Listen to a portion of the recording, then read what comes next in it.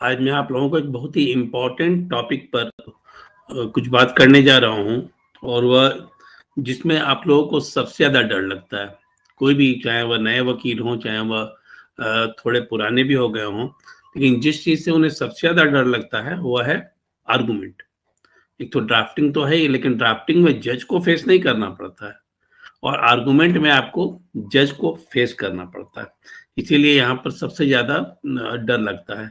आप देखेंगे कि जब आप कोर्ट में जाएंगे तो आपको नजर आएगा कि बहुत कम आर्गुइंग लॉयर है, क्योंकि आर्गुमेंट की जब बात आती है तो जज के सामने कैसे चीजों को पुट करना है ये उन्हें पता ही नहीं होता है। पता होता है तो यह हिम्मत ही नहीं होती है, हर समय डर लगा रहता है। तो आज मैं इसी आर्गुमेंट की बात करने जा रहा हूँ। ठीक है, आर्गुमेंट में एक चीज को आप बिल्कुल ध्यान में रखें, जिससे आपका डर जो है वह थोड़ा निकल जाएगा। कि आप जब भी बहस करने जा रहे हैं जज के सामने, तो आप वहां पर प्रेयर करने जा रहे हैं और अपने क्लाइंट के लिए प्रेयर करने जा रहे हैं। आप ये जान लें कि उससे आप यदि आप कुछ गड़बड़ कर भी देते हैं तो वो आपको फांसी पर नहीं चढ़ा देंगे। ठीक है, दूसरी चीज आप यह मानकर चलिए कि आप वहां पर जा रहे हैं कुछ भी प्रेयर करने के लिए, तो इस ढंग से प्रेयर करना है या आपको सिर्फ यह दिमाग में रखेंगे तो बेहतर तरीके से प्रेयर करेंगे। आप यह मानकर चले कि जो सामने वाले बैठे हुए हैं वह आपके पिता तुल्य है। ठीक है ना? तो आप अपने घर में अपने पिताजी से किसी बात को लेकर जो प्रेयर करते हैं, उसी ढंग का की चीजों को आप ये दिमाग में रखेंगे तो ये डर आपके अंदर से खत्म हो जाएगा। पहला तो है, आप यह मानकर चले कि वह आपके गार्जियन हैं और आप को क्या उनके सामने अपना प्रेयर रखना है, क्या डिमांड रखनी है, या आपको बेहतर तरीके से पुट करना है। आप दिमाग में फ्रेम कर लीजिए कि यदि यह बात मुझे अपने पिताजी के सामने कहनी होती तो मैं कैसे कहता। ठीक है, और दूसरा है कि आप ये मानकर चले कि वह आप आर्गुमेंट जब कर रहे हैं तो उसमें आपको या पक्ष में या विपक्ष में कुछ भी फैसला मिल सकता है, उसके लिए आपको तैयार रहना होगा।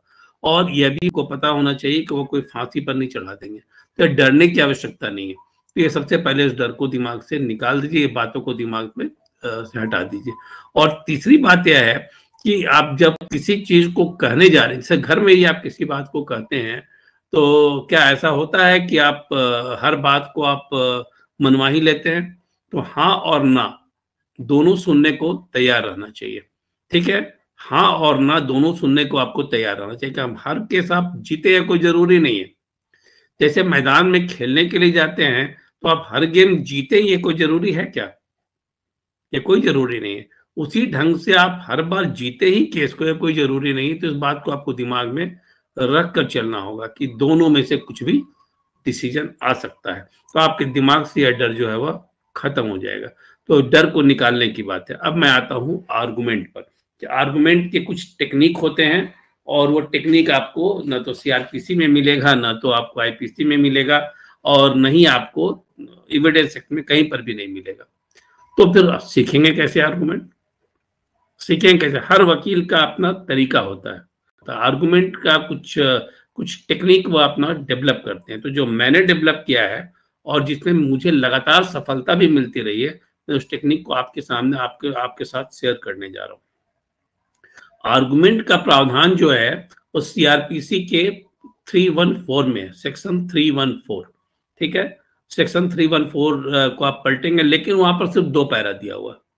इसमें क्या आर्गुमेंट की बात कही गई कि एविडेंस क्लोज हो जाता है तो आपको आर्गुमेंट करना है, और उसमें आपको रिटन सबमिशन देना है, तो कैसे देना है, क्या करना, यह सिर्फ चर्चा की गई। आर्गुमेंट कैसे करना है, क्या क्या उसमें तत्व होने चाहिए, इसकी चर्चा वहां पर बिल्कुल ही भी नहीं की गई है। बिल्कुल इस मामले में साइलेंट है, सिर्फ आर्गुमेंट की बात कही गई। तो आर्गुमेंट बिल्कुल जो है वो इंडिविजुअल चीज होती है। किनका बेहतर आर्गुमेंट होता है वह जज को बेहतर तरीके से कन्विंस कर पाते हैं, जिनका आर्गुमेंट बेहतर नहीं होता वह बेहतर तरीके से नहीं कन्विंस कर पाते हैं। जैसे मैंने आपको कहा कि आप डरिए मत, कब डरेंगे तो आपका परफॉर्मेंस खराब हो जाएगा। जैसे मैं कह रहा हूं कि आप उस दीवार पर चढ़कर जाइए, दीवार पर चढ़िए, पतला सा दीवार है, आप ये भूल जाइए कि आप गिरेंगे या चल पाएंगे नहीं चल पाएंगे, इस बात को दिमाग से पहले निकाल दिया। आपको सिर्फ चलना है। आप ये देख लें कि आपको चलना है तो फिर आप कॉन्फिडेंटली जाएंगे। आप हर समय यदि नीचे देखते रहें कि नहीं मैं दीवार पर चढ़कर जाऊंगा तो गिर जाऊंगा, तो वहां पर से उतनी दूरी है, मैं क्रॉस नहीं कर सकता हूँ, इतना दूर नहीं जा सकता हूँ, तो डर बना रहेगा और आप कभी भी सक्सेसफुली चल नहीं पाएंगे। ठीक है ना, आप गिर जाएंगे। ठीक है ना, गिर जाएंगे या फिर हर समय लड़खड़ाते रहेंगे। तो इस बात को आपको ध्यान में रखना है कि सबसे पहला तो डर आपको इस चीज का निकाल देना है, और वह आपको जो मैं टेक्निक बताऊंगा उससे काफी कुछ ये डर आपके दिमाग से निकल जाएगा। अब है कि जब हम आर्गुमेंट की बात करते हैं तो वह जो है वह लीगल प्रिंसिपल के तहत होता है। ठीक है, एक लीगल प्रिंसिपल के तहत होता है। तो लीगल प्रिंसिपल क्या है? लीगल प्रिंसिपल को कैसे डिफाइन किया गया है? लीगल प्रिंसिपल जो है वो डिफाइन किया जो है वो स्टेटमेंट के रूप में which is used along with facts to reach a conclusion. हम जब कोई स्टेटमेंट देते हैं तो उसके साथ क्या होता है, हम फैक्ट्स देते हैं। ठीक है ना, जब भी आप कोई आर्गुमेंट कर रहे हैं तो उसमें क्या दे रहे हैं, आप फैक्ट्स दे रहे हैं। और जब फैक्ट्स दे रहे हैं तो फैक्ट्स को प्रूव करने के लिए आप क्या दे रहे हैं, फैक्ट्स को प्रूव करने के लिए कुछ उसमें एविडेंस देंगे ना। तो फैक्ट्स को प्रूव करने के लिए आप एविडेंस देते हैं और तब एक निश्चित कंक्लूजन पर पहुंचा जाता है। ठीक है, तो दो तीन चीजें हैं। तो वहां पर एक चीज को अब यहाँ पर आप जान लीजिए। अब मैं और स्पेसिफिक होने जा रहा हूं कि जब हम आर्गुमेंट की बात करते हैं तो आर्गुमेंट में हम 4 तत्व को डालते हैं जो मैंने डेवलप किया है, जिसकी बात मैं कर रहा हूँ, जिसको कि और यह कोई नई बात नहीं है। मैंने जो कुछ डेवलप किया है वह सब कहीं से पढ़ा हुआ है, कहीं से सुना हुआ है और चीजों को एक्सपीरियंस किया हुआ है। जो इतने मेरे 26 सालों का जो प्रैक्टिस है उसमें मैंने सारी चीजों को जो एक्सपीरियंस किया और इस दौरान मैंने जो डेवलप किया है चीजों को, उसकी बात मैं यहाँ पर कर रहा हूँ। तो सबसे पहला चीज है जो आर्गुमेंट में है वह है फैक्ट्स, दूसरी चीज है एविडेंस, और तीसरी चीज है डिडक्टिव रीजनिंग, और चौथी चीज है एनालॉगस रीजनिंग। मैं सबको एक्सप्लेन करूंगा अभी। ठीक है, तो तुम्हें जब मैं आता हूं तो और भी कुछ चीजें हैं, जो 4 चीजें और भी है इसमें जिसकी चर्चा भी मैं करूंगा। जो एक है मैनेजमेंट, जनरल मैनेजमेंट। जब हम बहस करते हैं तो जनरल मैनेजमेंट मेरा क्या होता है वो उसकी चर्चा भी मैं करूंगा। दूसरा है बिहेवियरल मैनेजमेंट और लीगल नॉर्म्स। ठीक है ना, जो लीगल नॉर्म्स है और बिहेवियरल मैनेजमेंट है वह बहस के दौरान कैसा होना चाहिए, इसकी चर्चा मैं करूंगा। और तीसरा है सीक्वेंशियल मैनेजमेंट, इसकी चर्चा भी मैं करूंगा, सीक्वेंशियल मैनेजमेंट क्या है। और चौथा फिर आ जाता है हमारा आर्गुमेंट। ठीक है ना, चौथा हमारा आ जाता है आर्गुमेंट। अब मैं आपको एक एक करके सबको एक्सप्लेन करता चलूं। इसके पहले मैं आपको बतला दूं कि यह जो है वह पूरी तरह से मैनेजमेंट है। कोई भी चीज जो है आप लॉ की प्रैक्टिस करते हैं तो आपको लगता है कि भाई यहाँ पढ़ना है और बहस कर देना है, लेकिन ये आप जान लीजिए कि कोई भी चीज जो है वो पूरी तरह से मैनेजमेंट है। और यदि मैनेजमेंट के सांचे में ढालकर यदि आप देखते हैं, मैनेजमेंट के सांचे में ढालकर देखेंगे इसको, तो चीजें बहुत आसान हो जाएगी। ठीक है, तो मैं आता हूं सबसे पहले जनरल मैनेजमेंट पर। जनरल मैनेजमेंट क्या होना चाहिए, आर्गुमेंट की जब हम बात कर रहे हैं तो जनरल मैनेजमेट क्या होना चाहिए। इसमें फिर चारों चीजें आ जाएगी, आपका फैक्ट्स भी आ जाएगा, एविडेंस भी आ जाएगा, डिडक्टिव रीजनिंग भी आ जाएगा और एनालॉगस रीजनिंग भी आ जाएगा, और सबको मैं एक्सप्लेन भी करता चलूंगा साथ में। तो सबसे पहले तो जनरल मैनेजमेंट की बात करते हैं। अब जनरल मैनेजमेंट में आप बहस करने के पहले क्या करते हैं, बहस करने के पहले आप किसी भी चीज को कहीं प्रेजेंट करने जा रहे हैं। सपोज करिए आपने कॉलेज में डिबेट में भाग लिया होगा, तो डिबेट में भाग लेने के पहले आप क्या करते हैं, तैयारी करते हैं। तो पहला जनरल मैनेजमेंट का पहला सिद्धांत जो है वह प्रिपरेशन। ठीक है ना, प्रिपरेशन किस चीज का, बहस करने का।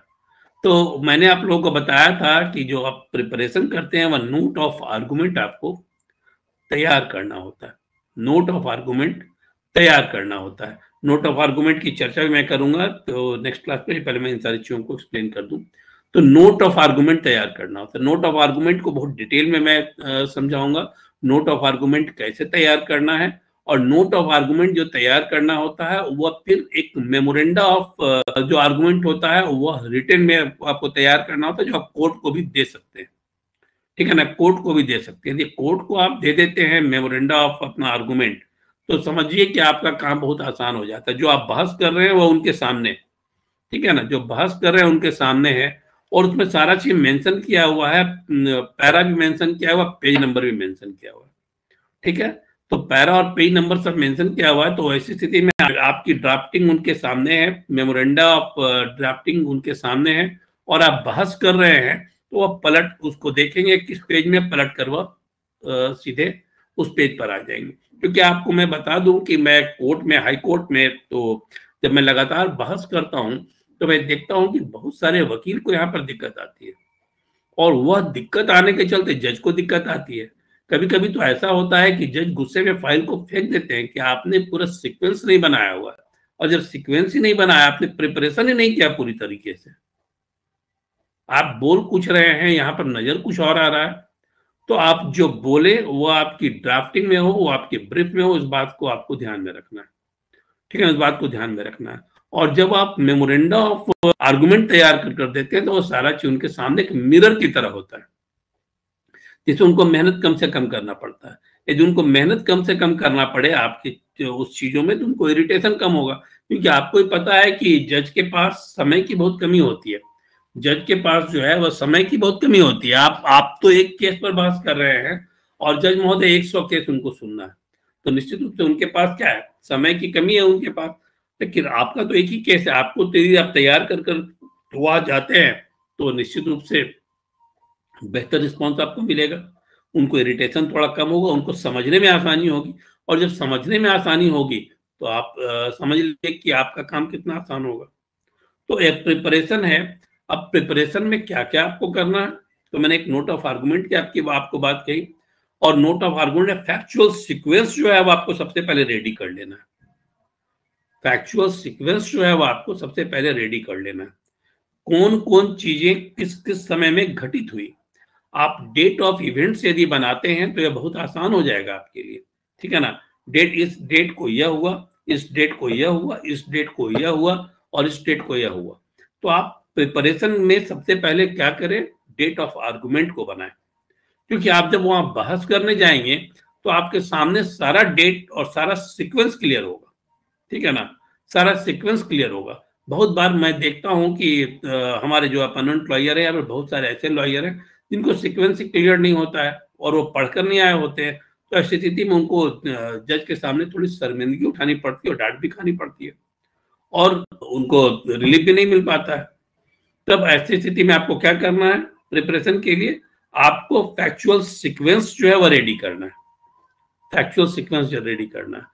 और जो आप मेमोरेंडा ऑफ आर्गुमेंट तैयार करेंगे, जो आपके लिए नोट ऑफ आर्गुमेंट होगा, उसमें आप कॉलम के रूप में उसको डालेंगे। पहला तो है आप उसको डाल देंगे, फैक्चुअल सीक्वेंस को डाल देंगे। फैक्चुअल सीक्वेंस को आप ले लिए एक पूरे कॉलम में, और तब आप उसके बाद आते हैं फैक्चुअल सीक्वेंस जो ले रहे हैं, तो उसके अगले कॉलम में आप डाल दीजिए कि पेज कितना पैरा है, पैरा, और उसके अगले कॉलम में 3 कॉलम में पेज नंबर आप डाल दीजिए। ठीक है, आपको भी बहुत आसानी होगी। जब आप बहस करने लगे, आपके सामने मात्र 3 पन्ना होगा और आपका 50 पन्ने का मान लीजिए ड्राफ्ट है, आपके सामने 3 पन्ना सामने, आप उसको देख रहे हैं और बहस कर रहे हैं पलट कर, और जज साहब के सामने भी वो चीजें, या फिर नहीं भी है, आप उनको बता रहे हैं कि पैरा नंबर इतना है मिलोड और पेज नंबर इतना है, इस पर जाकर चीजों को देखा जा सकता है। तो इसको तो सबसे पहले क्या हुआ कि आपको प्रिपरेशन करना होगा, फैक्चुअल सीक्वेंस बनाना होगा, जो कि डेट ऑफ इवेंट से आप अच्छे से कर सकते हैं। जब डेट ऑफ इवेंट करेंगे तो बहुत सहूलियत आपको होगी, बहुत सहूलियत होगी। अब देखेंगे सुप्रीम कोर्ट की जो ड्राफ्टिंग होती है, ठीक है ना, वहां पर डेट ऑफ इवेंट ड्राफ्टिंग में ही जाती है। ठीक है ना, क्योंकि सुप्रीम कोर्ट के जज तो और भी बहुत ज्यादा व्यस्त हैं, तो जो ड्राफ्टिंग होती है वह ड्राफ्टिंग वहां पर वह उसमें आपको ड्राफ्टिंग में ही जाती है, पूरा सीक्वेंस जो है, फैक्चुअल सीक्वेंस जो है, जो घटनाएं घटी है, लेकिन उसको उसमें डाला जाता है। जब मैं सुप्रीम कोर्ट में प्रैक्टिस करता था तो मैं लगातार ही इस बात को ध्यान में रखता था कि इस सीक्वेंस को डालना है जिससे कि डिफेक्ट नहीं लगे और मेरी ड्राफ्टिंग अच्छी से अच्छी हो। अभी भी मैं जब फाइल करता हूँ सुप्रीम कोर्ट में, तो इस बात का मैं बिल्कुल ही ध्यान रखता हूँ कि किस ढंग से वो सीक्वेंस को बनाकर चला जाए। अब आते हैं इसके बाद, जब फैक्चुअल सीक्वेंस आप बना लेते हैं, तब दूसरी इंपॉर्टेंट चीज क्या है जो आपको बचा सकती है, वो है एविडेंस। ठीक है, आप नेक्स्ट पैरा में, नेक्स्ट वाले कॉलम में आते हैं, नेक्स्ट बॉक्स में, तब आप उसमें एविडेंस को डालते हैं। क्या क्या एविडेंस है आपका, तो एविडेंस का हेडिंग बना लें, और कौन कौन सा एविडेंस है वहां भी आप सीक्वेंस वाइज एविडेंस को डाल दें। तो इस बात को भी आप बिल्कुल ध्यान में रखेंगे कि आप सीक्वेंस वाइज एविडेंस को डाल दें। और उसमें भी आप जो आपका नेक्स्ट कॉलम है उसमें आप यह डालेंगे कि कितना आपका एनेक्सर है और किस पेज नंबर पर यह एनेक्सर दिया गया है, ठीक है ना, किस पेज नंबर पर एनेक्सर दिया गया है, इस बात को भी आप ध्यान में रखेंगे। तो मैंने बात की थी अभी एविडेंस की। तो एविडेंस में दो तरह की एविडेंस हैं जो कि इंपॉर्टेंट है, जिसको कि डालना होता है। एक तो होता है सर्कमस्टांशियल एविडेंस और दूसरा है डॉक्यूमेंट्री एविडेंस। तो सर्कमस्टांशियल एविडेंस जो है वहां पर आप जब डालते हैं तो इस बात को ध्यान रखें कि उसको इंडोर्स बाय और सपोर्टेड बाय विटनेस जरूर होना चाहिए, ठीक है ना। सर्कमस्टांशियल एविडेंस जब डालते हैं, जैसे आप कह रहे हैं कि आप वहां पर मौजूद थे, ठीक है ना, आप वहां पर मौजूद थे, तो मौजूद थे तो कैसे पता चलेगा मौजूद थे? आपने किसी चीज को तो इंडोर्स कैसे करेंगे? आजकल तो सीसीटीवी कैमरा है, कह देंगे सीसीटीवी कैमरा में देख लिया जाए कि मैं वहां मौजूद था। तो और तो सर्कमस्टांसेस की बात यदि हम करते हैं, कोई भी सर्कमस्टांसेस है कि वह सर्कमस्टांसेस वहां पर ऐसा था जिसके चलते मैं वहां पर गया था, पूछा जा सकता है क्यों गए थे, क्योंकि जब क्रॉस एग्जामिनेशन होता है तो ये सारी चीजें पूछी जाती है। तो इस बात को भी ध्यान में आपको रखना होगा। और अब आते हैं तो डॉक्यूमेंट्री एविडेंस पर। एक चीज को और भी आप जान लें कि जब सर्कमस्टांशियल एविडेंस की बात करते हैं और जब हम बात करते हैं ओरल एविडेंस की, तो उसको इंपॉर्टेंस डॉक्यूमेंट्री एविडेंस की तुलना में बहुत कम दिया जाता है। अभी सुप्रीम कोर्ट का एक जजमेंट भी आया हुआ था, तो आप उसको अभी जस्ट हमको लगता है कि 1 महीना पहले की बात है। तो डॉक्यूमेंट्री एविडेंस पर ज्यादा ध्यान आप देंगे। मेरे पूरे ड्राफ्टिंग में मैं इस बात का ध्यान देता हूँ। मैं बात कर रहा हूँ कि डॉक्यूमेंट्री एविडेंस की, और डॉक्यूमेंट्री एविडेंस जो है उसको वह सपोर्टेड बाय जो है वह एनेक्सर हो। तो जब भी आप ड्राफ्ट करते हैं, जब भी आप तैयार करते हैं अपना नोट ऑफ आर्गुमेंट, तो इन सारी चीजों को अलग अलग कर कर आप तैयार कर कर वहां पर जाए। तो यह तो हुआ आपका प्रिपरेशन का पार्ट, ठीक है ना। आप प्रिपरेशन का पार्ट हुआ जो कि जनरल मैनेजमेंट है, आर्गुमेंट का जो जनरल मैनेजमेंट है वो इसका वो पार्ट हुआ। दूसरा मैं आता हूँ बिहेवियरल मैनेजमेंट और लीगल नॉर्म्स। आप जब कोर्ट में जाते हैं तो एक लीगल नॉर्म्स होता है, ठीक है ना, लीगल नॉर्म्स होता है। आप जब बहस करने जा रहे हैं तो बहुत सारी चीजें मायने रखती है। जैसे आप कहे, जैसे मैंने आपको यह कहा, वहां पर पिताजी के सामने आप जा रहे हैं, तो पिताजी के सामने आप सिगरेट पीते तो नहीं जा सकते हैं ना, ठीक है ना, शराब पीकर तो आप नहीं जा सकते हैं। तो वहाँ एक नॉर्म्स को मेंटेन करना पड़ता है, वह है घर का नॉर्म्स। वहाँ थोड़ा आप इनफॉर्मल हो सकते हैं, लेकिन जब आप कोर्ट में जा रहे हैं तो आपको बिल्कुल फॉर्मल होना होता है, जिसको हम लीगल नॉर्म्स के नाम से जानते हैं, ठीक है ना, जिसको कि हम लीगल नॉर्म्स के नाम से जानते हैं। यदि लीगल नॉर्म्स को आप फॉलो नहीं करेंगे तो ऐसी स्थिति में थोड़ी मुश्किल आपको आ जाएगी। मैं एक छोटा सा आपको एग्जाम्पल देता हूँ लीगल नॉर्म्स का। हमारे एक मित्र बहस कर रहे थे और वो चप्पल में पहुंच गए थे कोर्ट में, ठीक है ना, और उन्होंने बैंड को भी जो लगाया था वह उल्टा लगा लिया था। तो कोर्ट इस बात पर बहुत ही खफा था। बोला कि आपको तो प्रॉपर यूनिफॉर्म में आना चाहिए।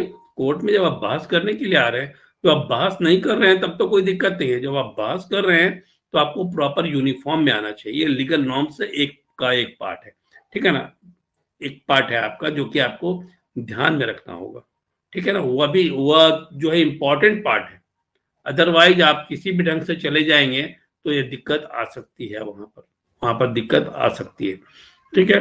दूसरा है कि आप कोर्ट को एड्रेस कैसे करेंगे, ये बिहेवियरल पार्ट है। कोर्ट को एड्रेस कैसे करेंगे आर्गुमेंट के लिए बहुत इंपॉर्टेंट चीज है। आप लोअर कोर्ट में हैं तो योर ऑनर से स्टार्ट कर आप अपने आर्गुमेंट को शुरू करेंगे।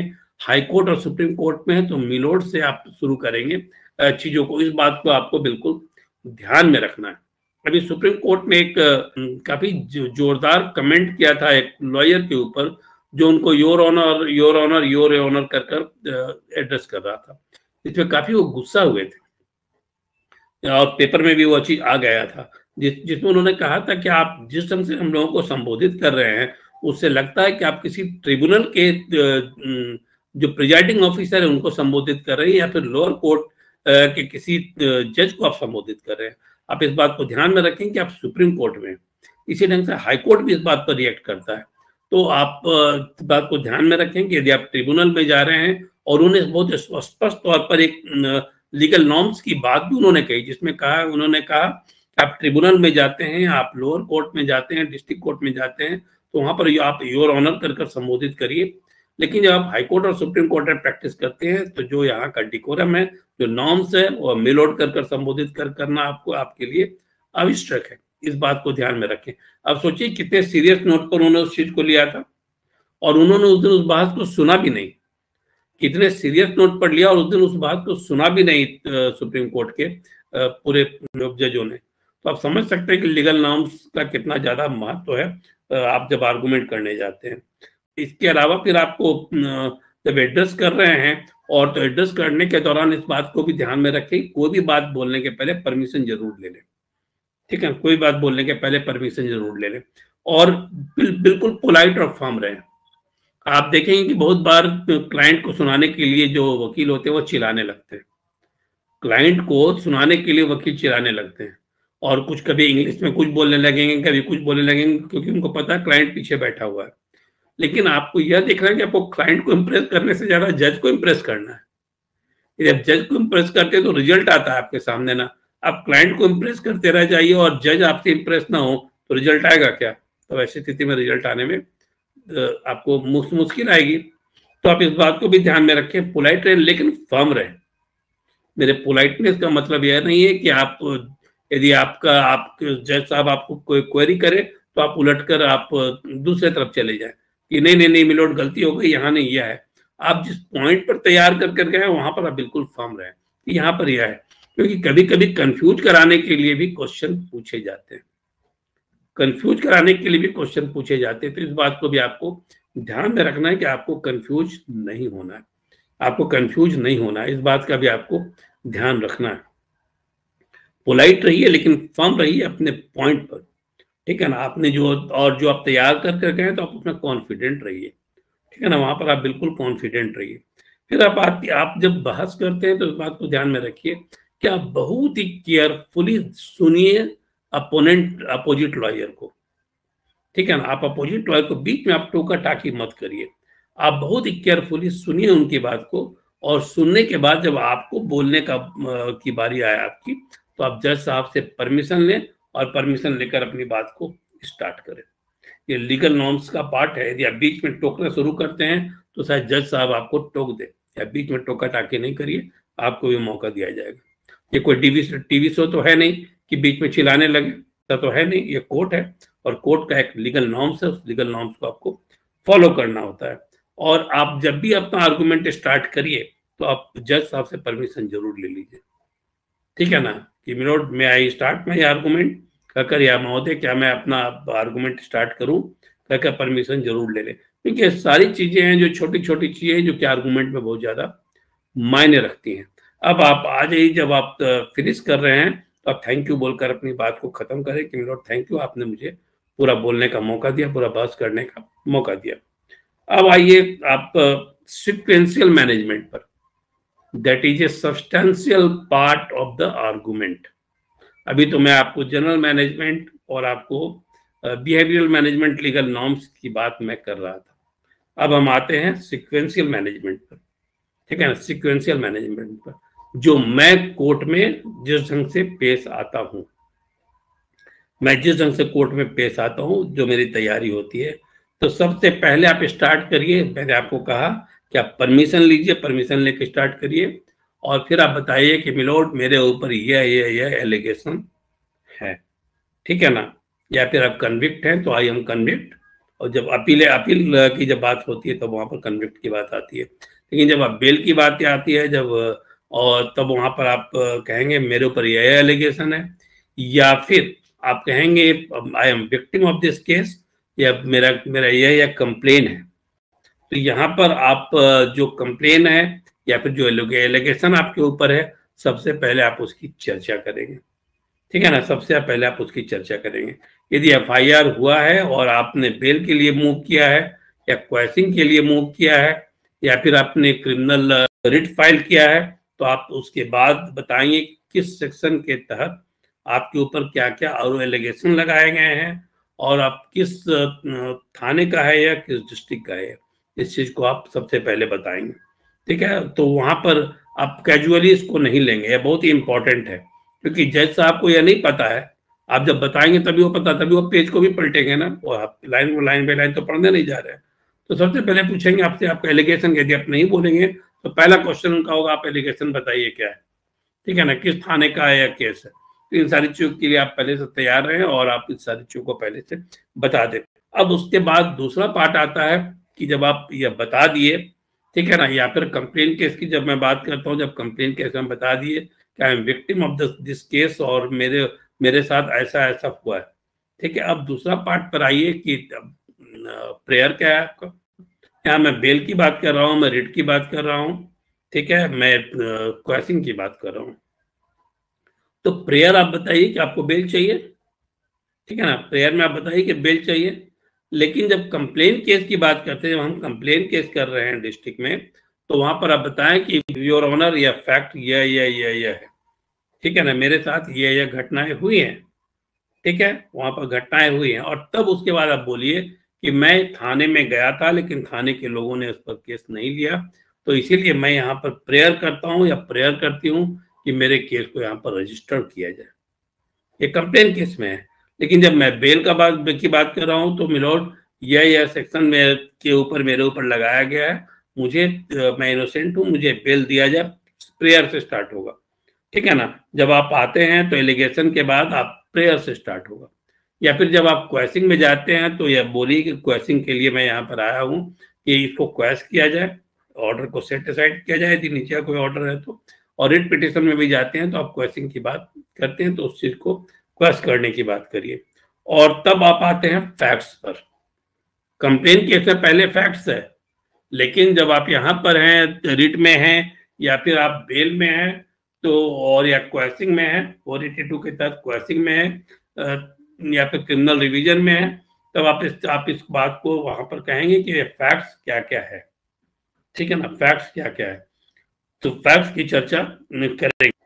और जब फैक्ट्स की चर्चा करेंगे तो आप साथ साथ वो पेज नंबर भी बताते चलेंगे, क्योंकि नोट ऑफ आर्गुमेंट आपके सामने पड़ा हुआ है। जैसे मैंने आपको कहा था कि आप सीक्वेंस ऑफ फैक्ट्स जो है, डेट ऑफ फैक्ट्स को जरूर मेंशन कर लीजिए वहां पर। तो इस चीज को आप वहां पर आर्गुमेंट के दौरान इस चीज को सामने लाएंगे कि फैक्ट्स क्या क्या है। और फैक्ट्स के साथ साथ आप बोलेंगे कि फैक्ट के साथ साथ डिफेंस इसका ये है। आप फैक्ट्स जैसे बताते हैं तो उसके साथ साथ आप बताएंगे कि इसका डिफेंस ये है। और साथ में जब मैं बेल की बात कर रहा हूँ, जब क्रिमिनल रिट की बात कर रहा हूँ या फिर मैं कंप्लेन केस की भी बात यदि कर रहा हूँ, तो आप ये जरूर बताएंगे कि आपका कोई क्रिमिनल एंटीसीडेंट नहीं है। इस बात को आप जरूर ध्यान में रखेंगे कि क्रिमिनल एंटीसीडेंट नहीं है, इस बात को जरूर आप मेंशन करेंगे। बेल ले रहे हैं या क्वेश्चन में तो इस बात को तो आप जरूर से जरूर मेंशन करें कि वह क्रिमिनल एंटीसीडेंट नहीं है, क्योंकि वह आपके ड्राफ्टिंग का ही पार्ट है। और दूसरी चीज है कि वह जज साहब आपसे पूछेंगे भी, जज साहब आपसे पूछेंगे भी क्रिमिनल एंटीसीडेंट है, आपने लिख भी दिया है तभी वो पूछेंगे क्रिमिनल एंटीसीडेंट है, और वह आपको क्रॉस चेक करने के लिए ऐसा पूछेंगे।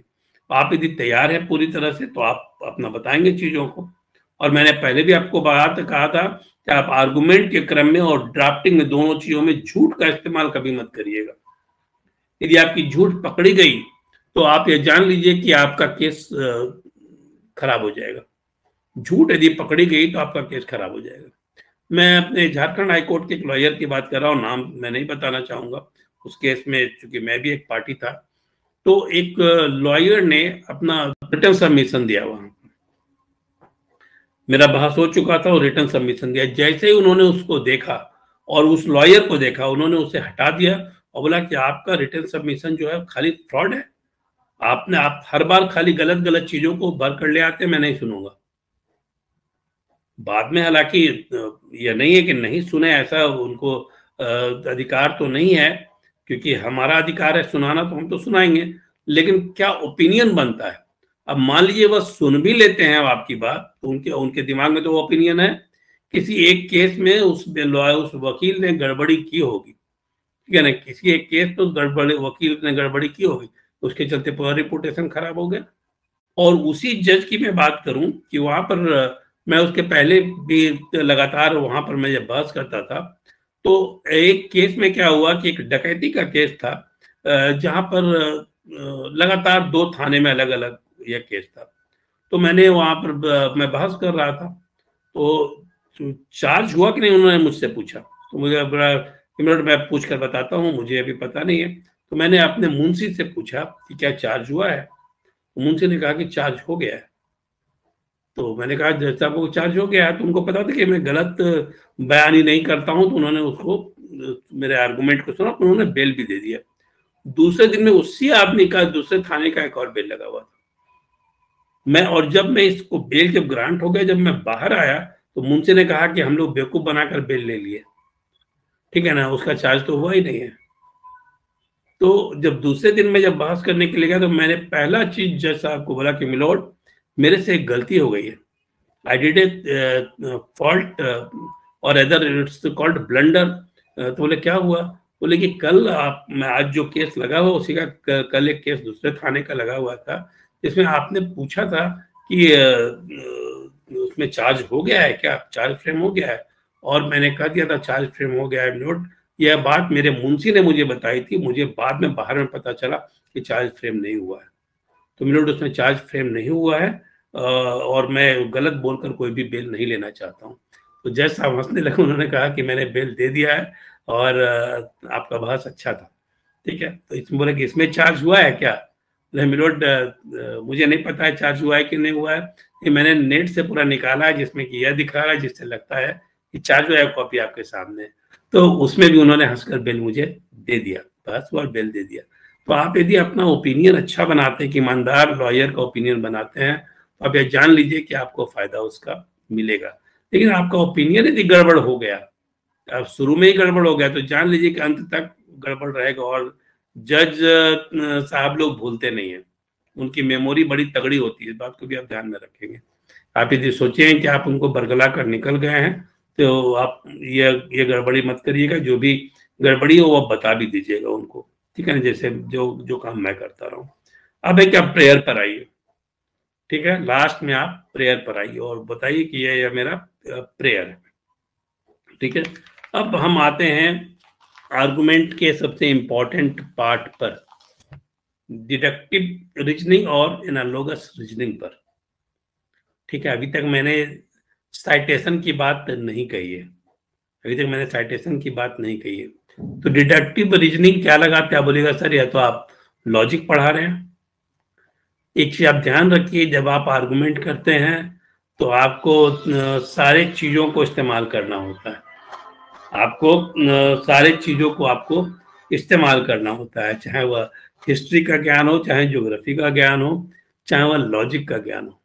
इस बात को आपको ध्यान में रखिएगा। तो डिडक्टिव रीजनिंग की जब बात करते हैं, तो आप उसको डिमिनिश करते आइए। डिडक्टिव रीजनिंग में हम आते हैं कि फैक्ट्स यह है, उसका एविडेंस मिलोड यह है, यह संभावना जो है क्या हुई, इतने परसेंट कम हुई। फिर आप आगे आते हैं दूसरे एविडेंस पर, तो वहां पर फिर डिडक्शन पर आप आइए, फैक्ट्स यह है, उसका एविडेंस यह है, ठीक है। और तीसरे जब आप आते हैं, फिर तीसरे फैक्ट पर आते हैं, और तब उसके साथ आप एविडेंस देते हैं, जिसमें आप बताते हैं कि यह इसका फैक्ट है, और यह उसका जो है एविडेंस है इसके खिलाफ में। तो डिडक्शन में आते आते आप जीरो पर ले आते हैं चीजों को, पॉसिबिलिटी जो है आपको सजा होने की पॉसिबिलिटी कम होती है। ये डिडक्टिव लॉजिक का इस्तेमाल मैं सबसे ज्यादा क्रिमिनल अपील में करता हूँ, सबसे ज्यादा मैं क्रिमिनल अपील में करता हूँ। बेल में इसकी जरूरत बहुत कम पड़ती है, लेकिन जब जरूरत पड़ती है तो मैं उसका भी इस्तेमाल करता हूँ। मैं एक केस की बात करूं आपको, मर्डर केस था, जिसमें कि 20 साल की सजा हो चुकी थी उसे, पूरे ग्रुप को 20 साल की सजा हो चुकी थी। वहां पर मैंने सबसे पहले, जब बहस करने के पहले, मैंने कहा कि मिलोड, कुछ फैक्ट्स है जिसके बारे में मैं सबसे पहले आपको बताना चाहूंगा। सामान्यतः होता क्या है, जज कहते हैं कि आप पैरा 2 ऑफ द जजमेंट से स्टार्ट करिए। पैरा 2 ऑफ जो जजमेंट है वो operative part of the judgment होता है, लेकिन आप पैरा 2 से स्टार्ट करिए। Milord, my before I go to para 2, I want to submit some facts about this case. और मैंने फैक्ट्स को सबसे पहले वहां पर पुट किया, उस फैक्ट्स को पुट किया जो बहुत सारी चीजें जजमेंट में मिसिंग थी, और जब मैं जजमेंट को जब मैंने पढ़ना शुरू किया तो पैरावाइज मैंने फैक्ट के साथ उसको रिलेट किया और डिडक्टिव रीजनिंग का इस्तेमाल किया और मैंने कहा कि फैक्ट्स ये है, जजमेंट इसमें ये आया हुआ है। ठीक है ना, फैक्ट्स ये है, जजमेंट इसमें ये आया हुआ है। एक बात और आपको बता दूं, लोगों के दिमाग में यह बैठा रहता है कि भाई लोअर कोर्ट से यह जजमेंट हो गया है तो हाई कोर्ट उसी के आलोक में चीजों को देखेगा। आप वहां पर यदि डिडक्टिव लॉजिक रीजनिंग का इस्तेमाल करते हैं और फैक्ट्स जो वहां पर नहीं जजमेंट में आया है लेकिन कहीं ना कहीं आपके विटनेस में डिपोजिशन में है, आप उसका इस्तेमाल करिए। आप यह मत सोचिए कि आपको खाली जजमेंट के आधार पर बहस करना है। तो वहां पर आप डिडक्टिव लॉजिक का इस्तेमाल करते हुए, रीजनिंग का इस्तेमाल करते हुए आप वहां पर डिमिनिशिंग थ्योरी पर आइए कि फैक्ट्स यह है, जजमेंट में यह आया हुआ है या फिर इसमें एविडेंसेस का यह है। तो यह लाते लाते उसको आप जीरो पर लाइए और जो आप जीरो पर ले आएंगे तो आपको खुद पता चल जाएगा कि आपको रिलीफ मिलने वाला है।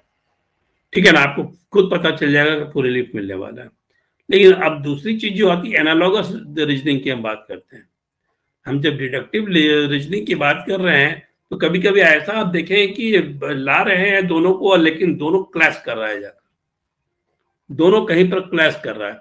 मतलब कि जब क्लैश कर रहा है आपका फैक्ट्स जो है तो एविडेंस के साथ मैच नहीं कर रहा है, तो ऐसी स्थिति में आप फंसेंगे। तो एक अच्छा लॉयर क्या करेगा, वहां पर वह जजमेंट का साइटेशन का सहारा लेगा, वहां पर वह साइटेशन का सहारा लेगा, वो साइटेशन को सामने लाएगा, जजमेंट को सामने लाएगा।